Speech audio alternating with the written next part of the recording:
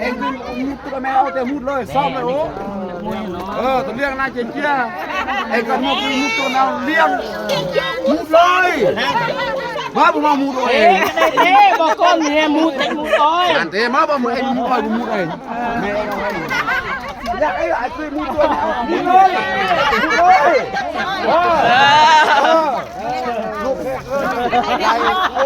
เลย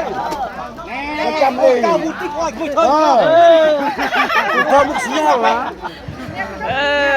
มุดอ้อยนี่บ้านมุดอ้อยเอาก็ภาษามุดอ้อยใจจักเป็นหนึ่งเทน้อยเป็นเทน้อยเอาบ้านให้มุดไปเอามุดเลยเนี่ยเอามุดดิสิมันนี่บ้ามันเดือดกันแล้วซับยกเลยมันเดือดกันซับเลย